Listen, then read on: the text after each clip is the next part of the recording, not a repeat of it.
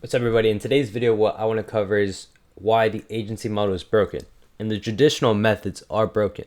I've spoken to dozens of D2C ecom founders the last year. I've worked with over 45 companies, 50 companies on my roster, and the interaction I've noticed across the board, agency to agency, and why most brands are failing is because they're trying to outsource marketing. Let me give you an analogy. If I was a company, I sold software, right? I have this product. I wouldn't outsource my sales team to a different company to manage my offer. The reason being is because the outsourced vendor is not going to know the product as well as I do. And they're also working with, if they're trying to scale, they're working with other companies. So they're splitting focus across 15 other variables, right? Now, the same process should be applied into e-commerce, into marketing. Why would you outsource your marketing department, the most important element that either makes or breaks your business, to somebody else? It just doesn't make sense. And I don't know why the agency model has blown up the way it has, but a lot of e-commerce founders have been accustomed to just delegating the hard work to agencies, right? And what happens is they end up getting burned by agencies, or they either agency hop and the main problems aren't being solved, which is becoming and getting to capital efficiency as fast as possible. So this is where the next step, the next innovation is really why I founded scalevelocity.io. In this company, what we ideally do is it's a hybrid model of done for you ramp up, and on top of that, we actually help companies in the same exact space that are trying to reach 7, 8 figures. We help them build in house with the right protocol. Now, with that being said, our methodology comes from that the long term play. If an e commerce brand is trying to exit their company in 2 to 3 years, they need to have their systems in place, they need to have an in house marketing team, they need to be capital efficient on the front end acquisition, and on top of that, they need to have a profitable lifetime value with the right customer retention strategies, from back end emails to SMS to having compelling copy.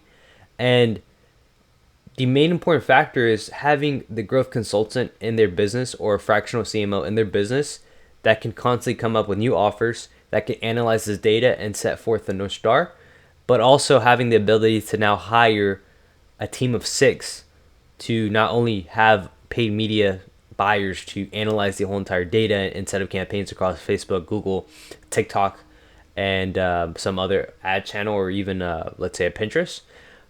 Also, you have the creative team involved, the creative editor, the creative strategist, to now also handle the marketing and build the content in-house, so that you're not charging, or you're not paying an arbitrage fee to other agencies to deliver content, when 9 times out of 10 the content's going to be off brand, the angle's going to be off, it's not going to be up to your standard, right? You don't have full control of that. Whereas if you do have an in-house team and you have the systems in our protocol, now you can tailor the content you want to see. But on top of that, you have content that's going to give a higher throughput from the media buying department to the creative team, because everything is under one umbrella, under one brand, under one business.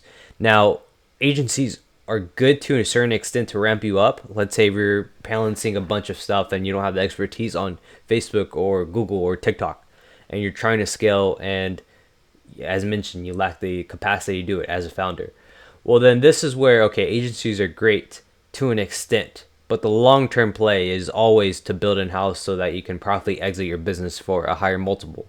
And you need a growth consultant on your team to dial in those metrics, to dial in the unit economics, to dial in the sales process, to dial in the marketing team, to dial in the hires, to ultimately scale your business so that you're as capital efficient as possible, validating the right offers.